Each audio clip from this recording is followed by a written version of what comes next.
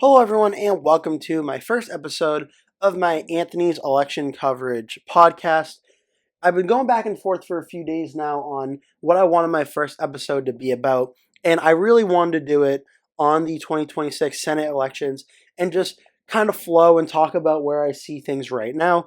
Obviously, things change very, very quickly in the political world, as our first story is going to show you, but I really wanted to talk about it because I thought it was very, very interesting.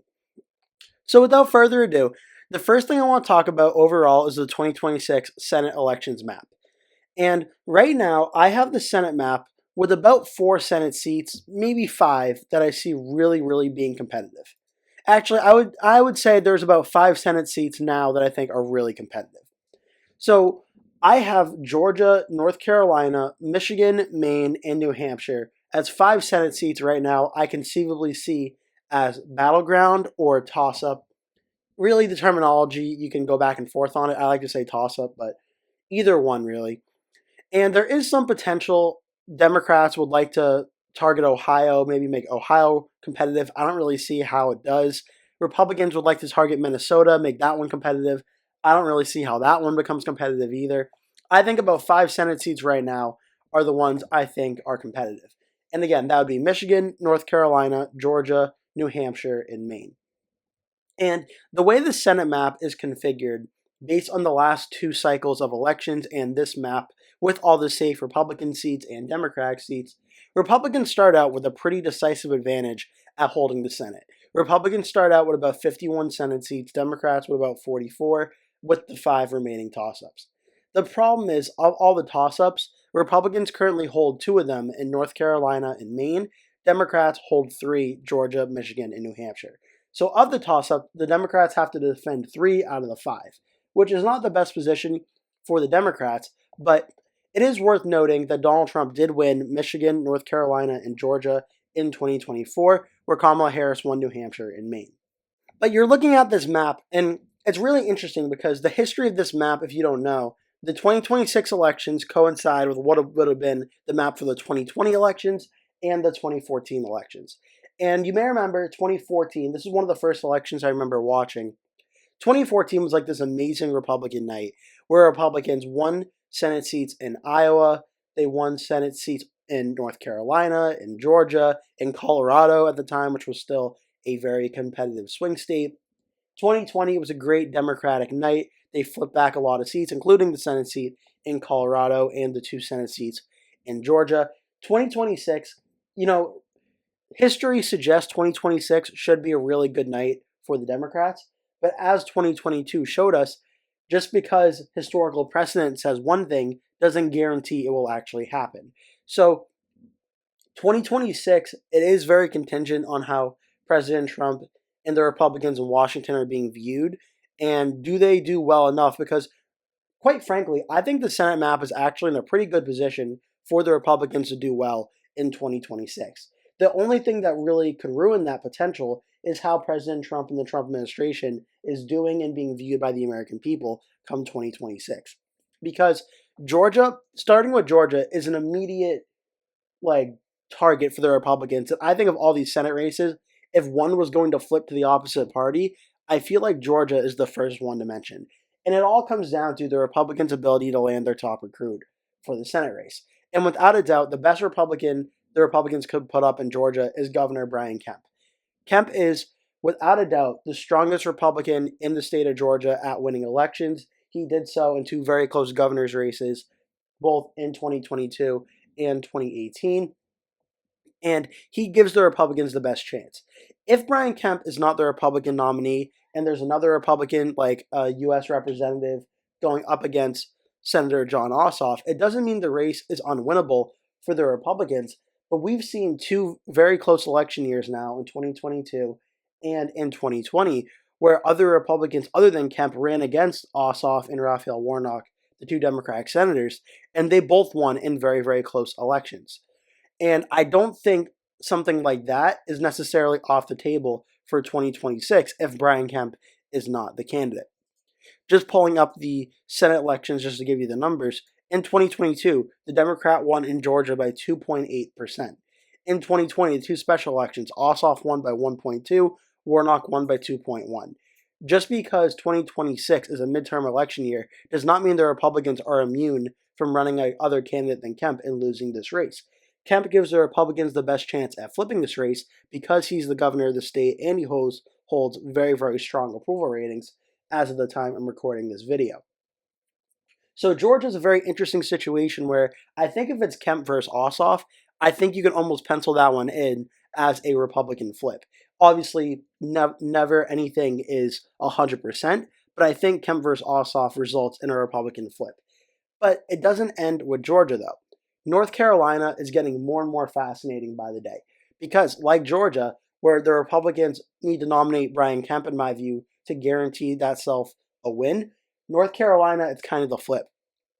Republican Senator Tom Tillis, who has a very interesting track record at winning elections, where he has not won an election now getting over 50% of the vote.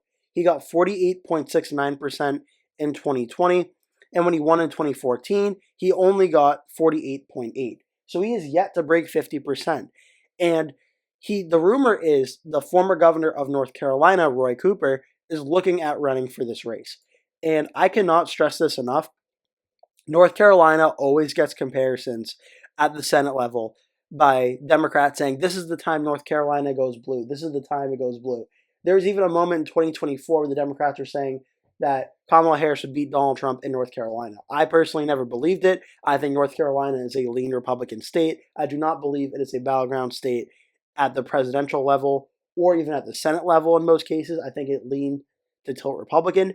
But if it's Roy Cooper versus Tom Tillis, this may be the time we finally see North Carolina go to the Democratic candidate. And I think a pretty good example of how I think this could go was actually Roy Cooper's first election as governor, which was 2016, where he was able to defeat the Republican governor of North Carolina, Pat McCrory. So if you're unfamiliar with this race, McCrory, the Republican governor, ran against Roy Cooper, the Democrat. And McCrory's approval ratings were just about, I think, a little bit negative, like 45-50 on the Republican favorability to unfavorability rating. So McCrory was seen as vulnerable. But for Cooper, the Democrat, to win, he would have to run almost an essentially perfect race. And what ended up happening on Election Day was Donald Trump won the state by about 3 points or so at the presidential level. But the governor level, Roy Cooper was able to win the race, getting 49% of the vote, Pat McCrory getting 48.8%, and a third-party candidate got about 2.19%. I'm bringing this up because I think a Roy Cooper versus Tom Tillis race in 2026 could play out a very similar way, where Tom Tillis being a Republican incumbent, who, by the way, is not super well-liked by the MAGA wing of the Republican Party. Some of his early votes with some of Trump's cabinet appointees has annoyed a lot of Republicans where they've been considering primary challenging Tom Tillis. It's a situation where if there's enough Republican discontent, that could keep Tom Tillis from getting 50% of the vote once again. Where Roy Cooper, if he runs in and gets about 49% of the vote, well, based on Tillis' election history, he has never broken 49%. So unless Tillis defies his own political history here, all Cooper has to do, essentially, is break 49%, and that gives him, at very least, a very decent chance at winning this race. From 2014 to 2020, Tillis' support actually went down. Tillis got 48.7%. 2014, he got 48.8%. So, Tillis, there's no guarantee Tillis even does better this time around, that his support goes up. The only difference is 2014 was a Republican wave year, 2020 was a Democratic presidential election year. So, a 2026 midterm election, you would think midterms used to favor the Republicans because there was lower voter turnout, which typically benefited the Republicans. We kind of saw that flip a little bit in 2018 and in 2022. So as for how 2026 goes in North Carolina, it's kind of a jump ball, but at very least, Tillis never breaking 50% of the vote, running against a governor who won his first election by 49%, sets up a very, very competitive race that will go down to the wire if it is Cooper versus Tillis. The question will be, as the election goes on, well, A, if Cooper runs, but also, does Cooper, being the former governor, kind of get dragged into the race where the Republicans are going to hit him on a lot of negative ads and such and try and lower his popularity ahead of Election Day? Will it be enough? Because if things remain the same and Cooper's popularity does not go down at all from now until Election Day in 2026, I think Cooper wins this race, and I think he wins it by about 2 points or so. But I honestly, a very early gut feeling on this race is I think Cooper could actually beat Thom Tillis, and I don't think it's because North Carolina is a lean Democratic state or a tilt Democratic state. I think it's the opposite. I think it's a lean Republican state. But I think Tillis is not in the best position for re-election, even within his own party. So much so that I think Ted Budd would probably defeat Roy Cooper in a race like this. But I'm very skeptical that Thom Tillis will be able to. Thom Tillis, I know this election just happened, so everyone's trying to make the comparison and be like the next one up to say it. Thom Tillis feels very much like a Bob Casey situation to me, where a lot of Republicans just think because he's a Republican incumbent that he's almost guaranteed to win. North Carolina, even though it's been a lean Republican state, it's been very, very close in a lot of elections now. And I'm staring at that 2020 number of Tillis winning by 1.7%, where the Democrat only got 46.9%. Roy Cooper will get more than 47%. I have no doubt in my mind. The question is, can Tillis do better than 48.7%? And that's where I think things stand on that one. North Carolina is a very, very close one I'm watching very, very intently. So Georgia and North Carolina, those are two battleground states right now. They're kind of like mirror each other, where Georgia is a Democratic senator with a potential popular Republican governor running. North Carolina is a Republican senator with a potential former Democratic governor who's popular running. Now we get into the northern Senate elections that I think are very, very interesting, starting with Michigan. Michigan's an interesting one because it's an open race, as is New Hampshire is going to be as well. Michigan, it really depends because the rumor is right now the leading candidate on the Democratic side is Pete Buttigieg, who of course is from Indiana. So there's already been a lot of statements made about him not being from the state and potentially being a carpetbagger and that being used against him in a potential campaign. You never really know how much effect that's going to have, but we saw against Dr. Oz in 2022 in Pennsylvania it had an effect. Against Scott Brown in 2014 in New Hampshire it had an effect. So I bet Republicans will use that against Pete Buttigieg, but then again, we've only seen it really be used against Republicans. We haven't seen it be used against Democrats, so we'll see how that goes. But on the Democratic side of things right now, I do believe Pete Buttigieg is the leading Democratic candidate. The Republican side of things, the Republican bench in Michigan is not very deep in terms of who could run for this race. The leading candidate right now is the Republican who just lost a very close race against Lisa Slotkin in 2024, Mike Rogers. He's the early polling favorite. The only other potential candidates I've seen are Tudor Dixon, who ran for governor in 2022, and John James, who ran for Senate in 2018 and 2020, though he may run for his House seat again or he may run for governor. He could run for Senate, but I don't think he's going to. The question is right now, when it comes down to Election Day, will the Democrats be able to turn out more of their base, or will Mike Rogers be able to turn out more of the Republican base? Because Mike Rogers came very close to winning the Senate race in 2024. And I know that's where a lot of Republican enthusiasm comes from, but let's not forget he was also on the ballot at the same time as Donald Trump. Rogers lost the race by 0.3%. Trump did win the state of Michigan in 2024, and he won it by about 1.4%. So Rogers barely lost a race when Trump was at the top of the ticket. This time around, though, Trump will not be at the top of the ticket. And voter turnout, we know, will not be as high because it's a midterm election. Is it more likely that Democratic voters in the 2026 election are the ones who stay home? Or is it more likely that a lot of MAGA Trump voters are the ones who stay home? That's what's going to decide this race. And I think for the state of Michigan, I don't think Mike Rogers really turns out a lot of voters and excites voters anywhere near the same levels that Trump is able to do.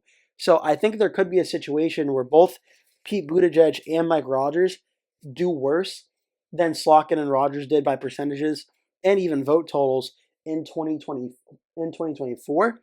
But I do think this race is going to be very, very close. It's going to come down to the wire. I think Pete Buttigieg starts out as about a 1-point favorite right now in the race because I'm skeptical of Mike Rogers, who just lost a very close race, is going to be able to turn out the same amount of support without Donald Trump at the top of the ticket helping him. But again, that will change depending on if 2026 ends up being a really good Republican year or Democratic year, depending on how the Trump administration is looking. So that's 3 of the Senate races, Georgia, North Carolina, and Michigan. The next one is New Hampshire. New Hampshire is fascinating because as I'm recording this, for transparency, I'm recording this on Wednesday afternoon, right after the Jeanne Shaheen news broke that she'll not be running for re-election. And what's interesting about this one is Jeanne Shaheen has been a longtime political incumbent in New Hampshire. Her family is well known in the state. Both her and her husband have been involved in New Hampshire politics for a very long time. They essentially have a very similar political dynasty going to the Sununu family. So the Sununus and the Shaheens are two of the most popular names in New Hampshire politics. And unless Chris Sununu runs for the Senate race, there will not be a Shaheen or Sununu in New Hampshire politics for the first time in a very, very long time. But that door has been opened a little bit because Chris Sununu, who said he does not want to run for Senate, has sort of gone back on his word now and is saying he's at very least considering it. And it's skeptical here because Sununu said he was considering running for Senate in 2020 and 2022 and ultimately decided he was not going to. So it may be a little premature to say for sure that Sununu is going to run after twice he said he may run and he ended up not running.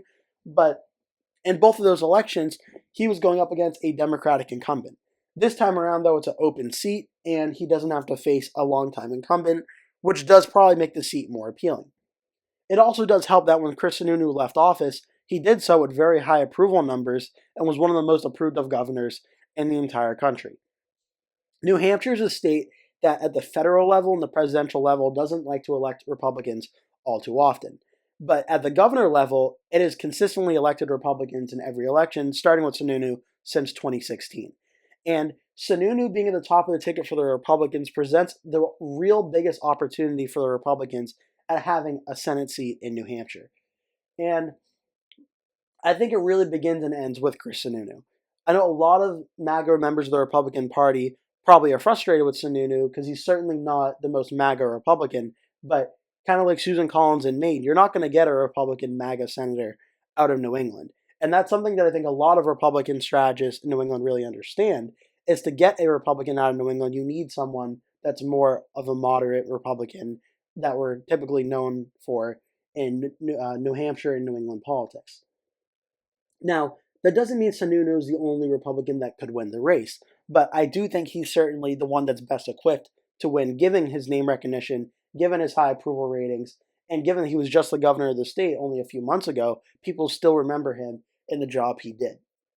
The only other Republican that I think has a realistic shot at potentially winning this race is former Senator Scott Brown. And a big reason for Scott Brown potentially winning would be his name recognition. And he's kind of in the similar mold as Sununu, though I would argue he's a little bit more MAGA than Sununu is. But Scott Brown, Senator of Massachusetts, once upon a time, ran for the Senate against Shaheen in 2014, lost a very close race. He's very interested in running in 2026 again. He's been campaigning.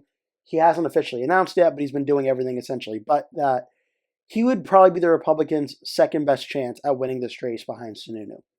The only difference is Sununu, when he ran for Senate in 2014, got hit really hard with being called a carpetbagger going from Massachusetts up to New Hampshire.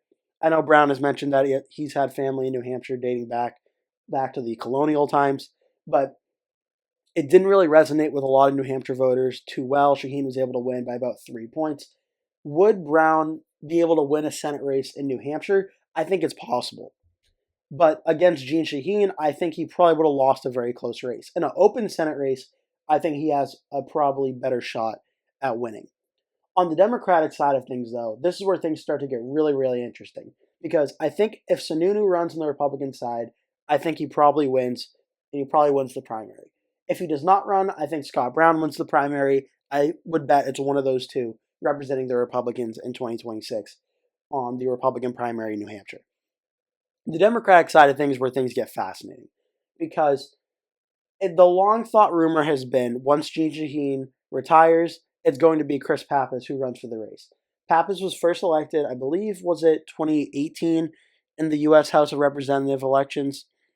I believe it was 2018. He has served every seat since then, and each election Pappas has been winning by a bigger and bigger margin. I believe he won a close race in 2018 by about 7 points or so. He then won by about 5 in 2020. Then he won by about 9 in 2022. And then he won by about 10 or so in 2024. So Pappas has gotten steadily stronger, and he's been viewed by many as sort of the Democratic senator replacement in waiting. The rumors are right now, the latest, that Chris Pappas is interested in running for this race. And it's tough because he represents a district that is even, according to the Cook Political Report. And so if Pappas does run for Senate, he's giving the Republicans a very decent chance at flipping a very winnable House district that many top Republicans have not wanted to run for because they've seen Pappas as essentially unbeatable in a very, very close district. He doesn't seem to lose at the House level. Running for the state Senate or running for the Senate level could be similar, could be a different story. What's interesting though is it's hard to imagine a scenario where Pappas, who's done so well in CD1, would not be starting as the favorite. The only scenario where I think Pappas would not be the favorite starting out would be if he's running against Chris Sununu. I think Scott Brown, gives the Republicans their second best chance to win, but I think Pappas versus Brown, I think Pappas starts out as the early favorite to win that seat. Sununu is a different level of powerhouse on the Republican side, where I think even though Pappas has a strong election history of getting reelected in New Hampshire, I think Sununu starts out as the favorite. But Pappas is not the only Democrat that could potentially run. Former Congresswoman Annie Kuster announced she'd be interested in running for the race if Pappas decided not to run. I think Pappas will run, so I don't think she would jump in that race, but she's someone that I think could run. I think Sununu would be favored over her. I honestly think Scott Brown probably would be an early favorite over her as well, but that all remains to be seen.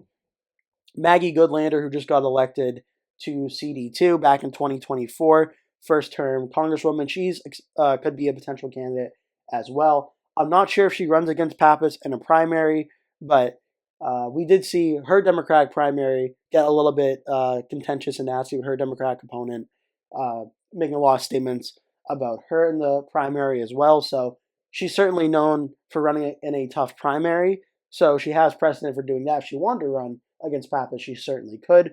We'll have to wait and see how that goes. Other Democrats in New Hampshire, it's funny, the Democratic bench in New Hampshire is very much like top loaded, where Pappas and Goodlander and Kuster are kind of the top three for Democrats who could run. And then below that, there's really not a strong bench of Democrats to run, but the ones at the top are very well known statewide. Joyce Craig just lost the governor's race to Kelly Ayotte. She was the former mayor of Manchester. Maybe she decides to run for this race, but I don't think she would really have much of a chance after losing by 10 points against Kelly Ayotte. I don't think the Democrats would want to nominate her for another statewide race. Against the Senate race, they really can't afford to lose. And other than that, you're kind of looking for more local Democratic leaders, state senators, state reps that I don't think would do as well as Pappas or Goodlander will. So I think on the Democratic side of things, I think right now it's Chris Pappas on the Democratic side that ends up winning the Democratic primary. That's where I'm leaning right now. If for some reason it ends up not being Chris Pappas, I wouldn't be shocked if Maggie Goodlander says, okay, let's make the jump for the Senate and see if we can struck lightning again and win another close primary. I could certainly see that happening. Pappas versus Sununu, if that's the matchup, I think right now Sununu wins by about 2 points. I think it's going to be a very, very close race, but I think you're having Pappas, who is very popular in New Hampshire politics, Sununu, who is a political juggernaut in New Hampshire politics. I think it comes down to a very close race that Sununu is able to eke out a very narrow victory. Pappas versus Scott Brown, I think will be a very similarly close race, but this time around, I think Pappas actually pulls out a very close victory, probably by around the same margin of 2 to 3 points. I think Democrats may be underestimating Scott Brown a little bit in terms of what he'll end up doing on Election Day, but I do think Pappas has a track record of winning that I think the only Republican in the state that can beat him at the Senate level would be Chris Sununu. So that's a lot of what's going on in New Hampshire. As more details break, I'll be doing future videos on that as well, but I really want to delve in deep to that as that news is kind of trending right now. Lastly, the state of Maine. This is Senator Susan Collins. Maine is very interesting because it's a likely Democratic state at the presidential level, but it keeps reelecting Susan Collins, who's a very moderate Republican. And that's what the Republicans are kind of expecting. Like, what could you get out of Chris Sununu as senator? Probably someone who's a little bit more conservative than Susan Collins would be probably along that. He's not going to go along with everything that Donald Trump does, but probably a little bit more than Susan Collins does. But Susan Collins is interesting where she's I would say she's approved of well in Maine. She has a track record of winning. And it really depends, do the Democrats try and land a top recruit to go against her? The name that I keep hearing pop up when it comes to Susan Collins, that I think would be a very formidable opponent, is the representative from Maine's 2nd District, Jared Golden. Golden is kind of like the Democratic version of Susan Collins. He breaks with his own party. He's very bipartisan. He is kind of the moderate Democrat version of her.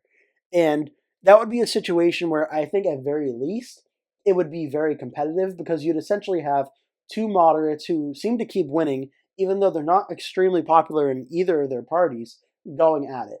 That would probably be the Democrats' best chance at winning this race in all likelihood. The Democrats could run. I know the governor of Maine, Janet Mills, is term limited. She could potentially run for this race if she wanted to. I don't know if she will, but it's certainly possible. She could. I believe the Senate leader, I believe his name is Troy Jackson, I want to say is his name. I'm not totally sure on that. I need to fact check that, but I believe his name is Troy Jackson. He's interested in running for governor, so I don't think he's going to be running for the Senate seat. The first representative, Shelley Pingree of Maine's 1st District, she could potentially run for Senate, but I'm not sure if she'll be able to beat Susan Collins. I think Jared Golden presents the Democrats the best chance at beating Collins in this race, but Collins, I think, starts out as a favorite in Maine. The question is, does Susan Collins win on the first ballot, or does that have to go to ranked choice voting, where last time around she did win outright. I believe she got 51%. The Democrat got 43%. So ranked choice voting did not need to be needed because Collins broke 50% on the first go around. Does that happen again in 2026? Again, I really think a lot of things in the midterms depend on how the president is doing and how the administration is viewed. If President Trump's poll numbers remain as they are right now, I would say Collins holds on and does pretty well. If things really start to tank, if we go into a recession or something like that, I think it's conceivable the Democrats have a very good night that we see Susan Collins actually lose in Maine because of how bad the Trump administration is being viewed. If something like that were to happen, I think it is certainly possible. But right now, I would start out Susan Collins as a narrow favorite to win this race. But again, another one where it's certainly subject to change as 2026 goes on. So those are the 5 Senate races I see being really competitive in 2026. Just brief notes on Ohio. Ohio, we saw a close race against Sherrod Brown in 2024 where he was the incumbent. He lost by a little over 4 points. Do we see this race be competitive in 2026? I think we see it be like mildly competitive, where I don't think it's going to be more than a 15-point win for the Republican, John Husted, but I don't think it's going to be under 5 points either. I think if it's Sherrod Brown or if it's the Democrat Tim Ryan, if either one of them run for the Democrats, we may see a close race. But I think over 5 points, but under 15 is where the race is right now. I think something like a 9-point win for Husted is where I think things probably start with Ohio right now. It won't be a blowout, but I don't think it's going to be really, really close either. And Minnesota is the only other seat that I see being really competitive right now, or potentially competitive. The problem with Minnesota is the Republican bench of Republican candidates is essentially non-existent in Minnesota. Kind of like how I mentioned in Georgia or North Carolina or Michigan or New Hampshire or Maine, there's at least like a governor, a former governor, a congressman, or someone that could run that's really well known statewide. Minnesota, the Republicans pretty much don't have anyone well known statewide that could run that would be a political force. The Republicans have not had much luck in Minnesota in the last like 10 to 20 years at electing Republicans, and that kind of results in their bench not being very strong. It could pretty much just be in Minnesota, generic Republican versus generic Democrat. And I think the Democrats almost guaranteed to win by at least like 4 points at a minimum. So if the Republicans can find a way to yield a top recruit out of nowhere that can really get a lot of voters, both Republicans and independent voters, to their side, maybe that race could become really close, but I don't really see the potential of Minnesota being that close at this time in all likelihood. That's pretty much it for, I think, the competitive seats. I know Democrats, I'm sure, will make alludes to trying to make Texas or Florida competitive, kind of like how I'm sure Republicans may try and make Virginia or New Jersey competitive, but I don't think either of those are going to be competitive in 2026 at the Senate level. I think it's something where these are the 5 battleground seats I see right now, and Minnesota and Ohio are the only ones that could potentially creep in that category, but I think these are the 5 we're watching right now. So I hope you enjoyed this first episode of this podcast. I'd like to do more of this going forward. It just gives a little bit more time to really thresh things out and talk things out and give more of my opinion on things and more concise thought about them. So I hope you enjoyed it. If you did, make sure to leave a comment below telling me your thoughts. If you'd enjoy it, if you have future topics you want me to do a podcast about or something you're curious about, I'll be happy to do it. I'm not sure how often I'm going to do this, but I was really looking to see how this one goes and if people enjoy it, if people want to watch it, and how things go from here. But I hope you enjoyed this episode. Thank you so much for watching. Please remember to give this video a like. Please remember to click subscribe. Leave a comment below, and I hope to see you in a future video.